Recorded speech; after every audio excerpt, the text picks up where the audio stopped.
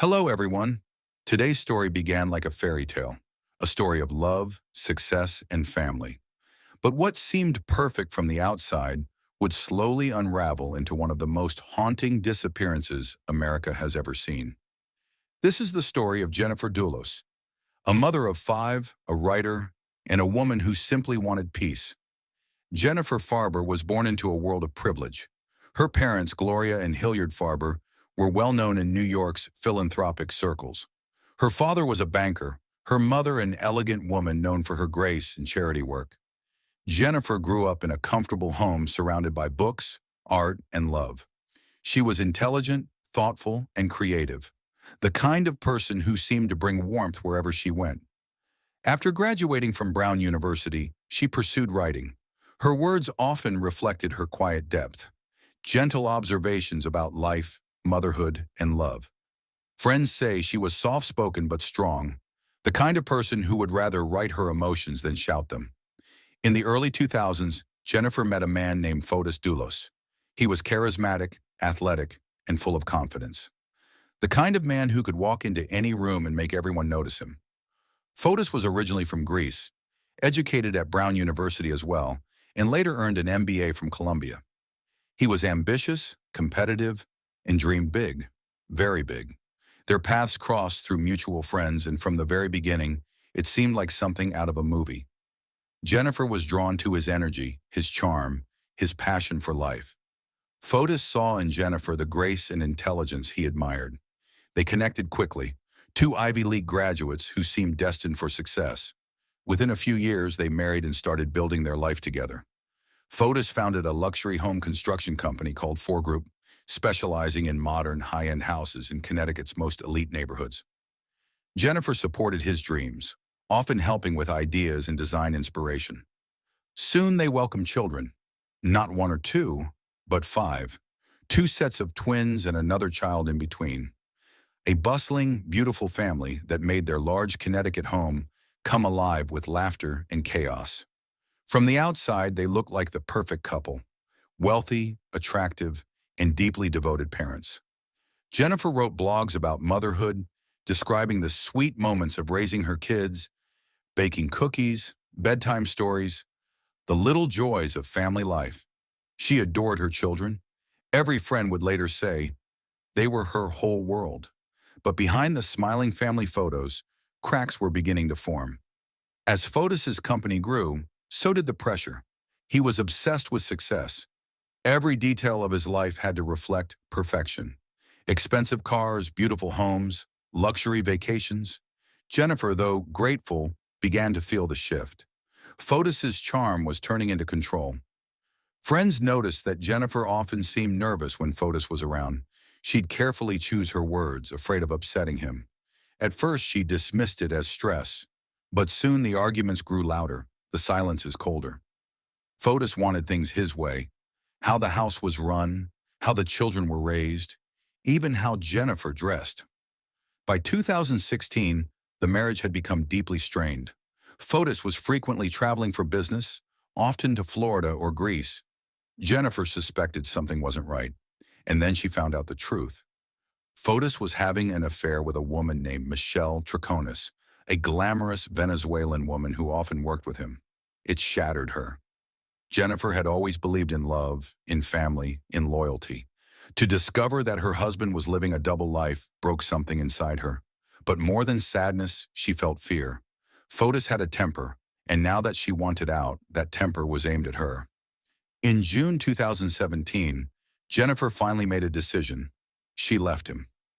Quietly, she took her five children and moved to a rental home in New Canaan, Connecticut. There, she tried to rebuild her life, away from Fotis's reach.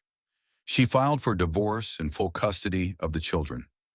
In court documents later made public, Jennifer described years of psychological control, intimidation, and threats. She wrote that Fotis was obsessed with controlling every part of her life and that she was afraid for her safety and for her children.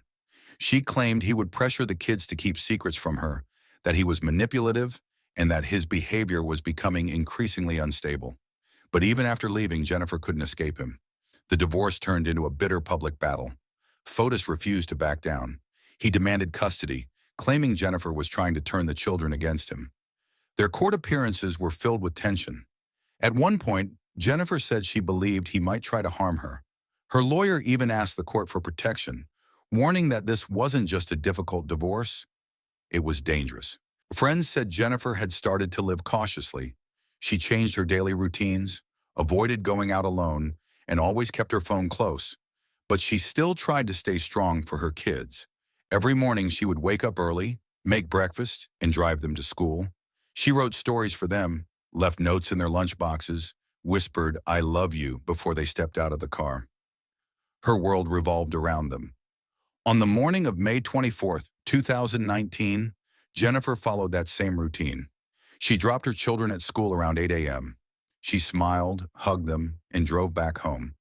A large gray house on Wells Lane, surrounded by trees. That was the last time anyone saw her alive. When Jennifer failed to show up for appointments later that day, her friends grew worried. They tried calling her. No answer. Texts went unread. Hours passed. By evening, the nanny noticed the house was unusually quiet. Jennifer's SUV was missing, but her phone was still inside.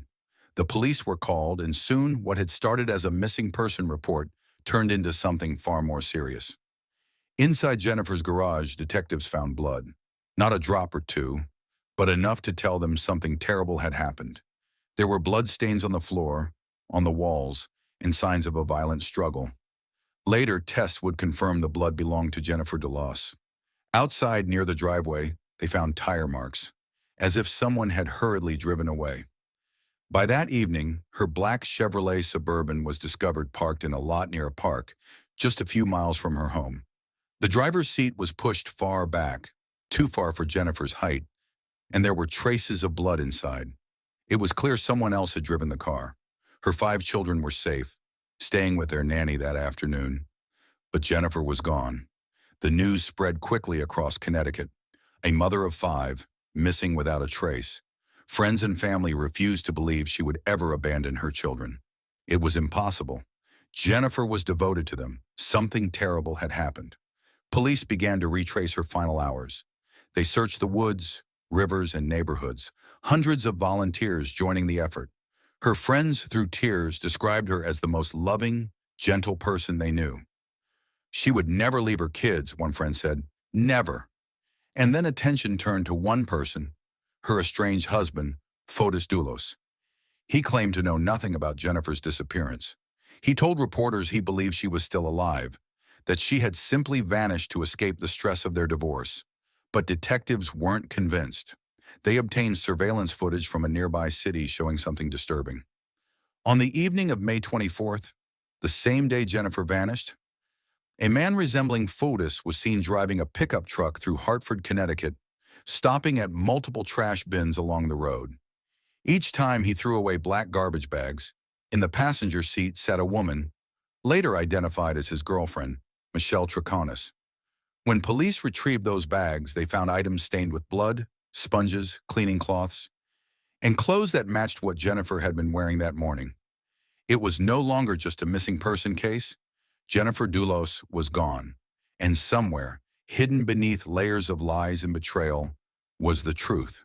The perfect love story had become a tragedy, one that was just beginning to unfold. As police dug deeper into the disappearance of Jennifer Doulos, every clue seemed to lead back to one man, Fotis. The calm, confident businessman now stood at the center of a chilling mystery. In the first few days after Jennifer vanished, Fotis acted strangely calm. He spoke to reporters outside his home, smiling, telling them that he believed Jennifer was alive and would return soon.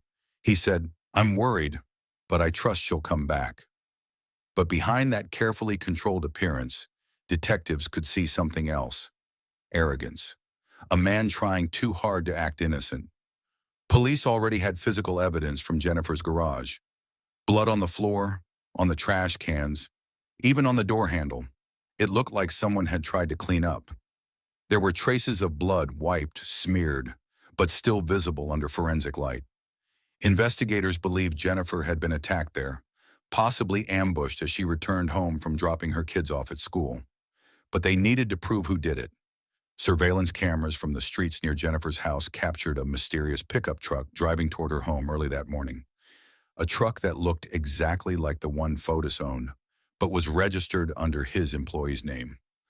That same truck was later seen on camera in Hartford, where Fotis and Michelle were seen discarding trash bags filled with bloody items. Detectives followed the trail of garbage all the way to several public dumpsters. Inside, they discovered 10 bags. Each one told part of the story: blood-soaked clothing, a mop, paper towels, plastic zip ties, and even a kitchen sponge drenched in Jennifer's blood. In one of the bags, they found a bra and shirt that matched what Jennifer was last seen wearing. The evidence was overwhelming. The DNA results confirmed that the blood belonged to Jennifer. But what made it worse, some of the items had Fotis's DNA mixed with hers. It was like a silent confession buried inside the garbage. Police arrested Fotis Dulos and Michelle Troconis on June 1, 2019, just a week after Jennifer disappeared. They were charged with tampering with evidence and obstruction of justice. Both were released on bond, but the investigation was far from over. When questioned, Michelle told detectives that she had no idea what Fotis was doing that night. She claimed she was scared and confused. But her story kept changing. In one interview, she admitted that Fotis told her to clean something that smelled bad in the back of the truck. She also said she helped him throw out the trash bags but didn't know what was inside. Police didn't believe her. Meanwhile, investigators kept piecing together the timeline. They found that on the morning Jennifer went missing, her phone had stopped transmitting data around 8:05 a.m., shortly after she got home. Then a few hours later, someone drove her SUV away and parked it at Waveney Park. Detectives suspected that Fotis or someone working with him had killed Jennifer at her house, cleaned the scene as best as they could, and used her car to dispose of her body. But where was Jennifer? Despite weeks of searching, through rivers, woods, garbage sites, even private properties, there was no sign of her remains. It was as if she had vanished into thin air. Still, police had enough to build a strong case. They began reconstructing Fotis's movements. Phone records showed that his phone was inactive during the crucial morning hours, almost as if he'd turned it off deliberately to hide his location. But when it turned back on later, it pinged near New Canaan, the very town where Jennifer lived. Investigators also found that Fotis had borrowed his employee's truck without permission that morning. When the truck was later examined, the owner noticed the seats had been cleaned and the interior washed, but police still found traces of Jennifer's blood inside. Every detail screamed premeditation. Still, Fotis continued to deny everything. He went on television, calling the accusations ridiculous and saying the media was portraying him unfairly. But his calm public image didn't fool anyone anymore. People were terrified of him. Jennifer's friends came forward, describing how frightened she had been in the months before she disappeared. One said Jennifer told her, "If something ever happens to me, it's not an accident." Another recalled her saying that Fotis had once threatened to take the kids and disappear. Her words now felt prophetic. Meanwhile, the court granted Jennifer's mother, Gloria Farber, temporary custody of the 5 children. She moved them into her New York apartment, away from the chaos and cameras. The children never saw their father again after that. Months passed, and police kept collecting evidence. They believed Fotis didn't act alone. Apart from Michelle, another man named Kent Mawhinney, a friend and lawyer of Fotis, also came under suspicion. Investigators discovered that Kent had strange connections to the case. He had helped Fotis with legal paperwork, and there were reports that he was involved in suspicious behavior around the time of Jennifer's disappearance. Then came the turning point.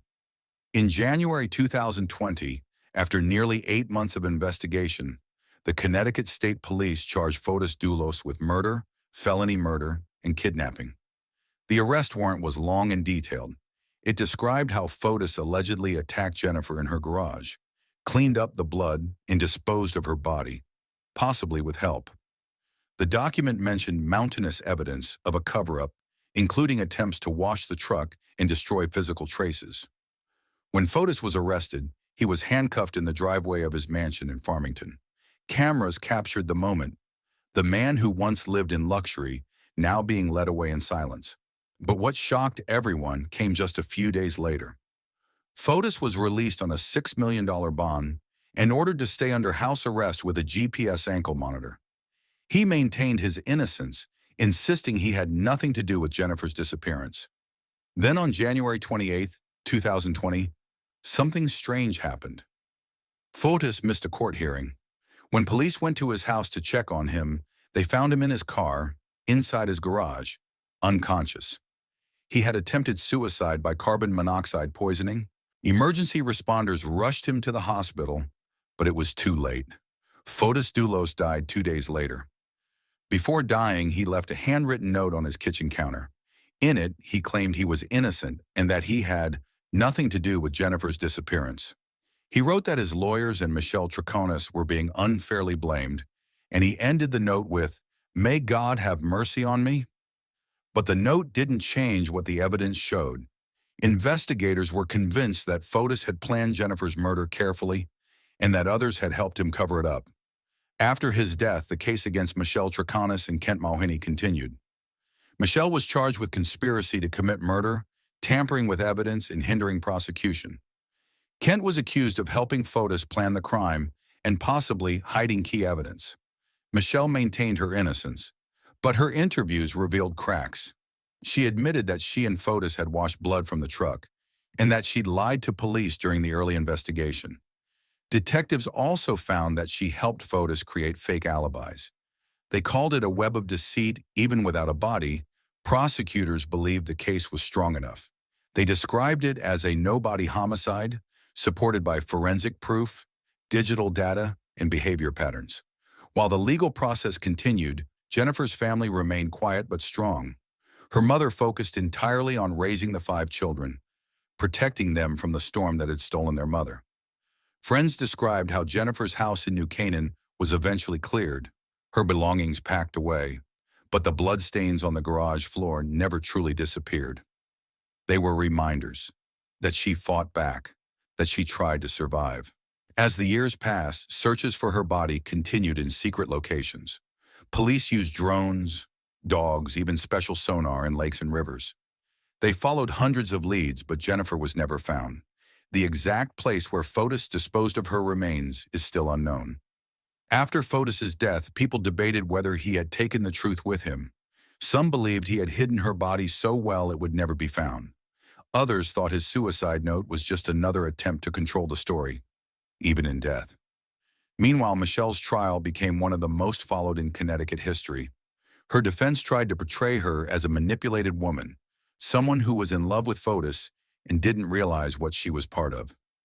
But the prosecution argued otherwise, that she was a willing accomplice who helped destroy evidence and protect a murderer. When the trial began, the courtroom was filled with emotion. Jennifer's friends and family sat silently, clutching photos of her smiling face. Prosecutors displayed the surveillance videos. Fotis throwing away bags, Michelle sitting beside him. The jury watched, stone-faced. The evidence spoke for itself. Michelle's own words also betrayed her. In one of her interviews, she told police, "I was cleaning the truck, but I didn't know whose blood it was." That single line shattered her credibility. As the case neared its end, one question lingered. Why? Why would a man kill the mother of his 5 children? To most who knew him, the answer was control. Fotis couldn't stand losing. He couldn't accept that Jennifer had left him, taken the children, and exposed his lies. For a man obsessed with perfection, being rejected was unbearable. In his twisted mind, if he couldn't have her, no one could. Jennifer's disappearance became a symbol, a story about how even the most beautiful life can hide a nightmare. In every photo, she looked peaceful, gentle, radiant. A mother whose only wish was to give her children love and safety. And yet, she was betrayed by the person she once trusted most. Her mother later said, "Jennifer's strength was in her kindness. She believed people could change. She believed in forgiveness, but the world she lived in didn't forgive her husband." When Fotis died, the chapter of his lies closed. But for Jennifer's family, there was no closure, not without knowing where she was. Even today, her remains have never been found. The mystery of where Fotis hid her body haunts New Canaan still. Some say it's buried deep in the woods. Others think it was destroyed. Only he knew the answer. What remains are her children, 5 innocent lives forever changed. They live now under their grandmother's care, growing up without the two people who brought them into this world. And yet, through them, Jennifer's love survives. Her story became a lesson for millions.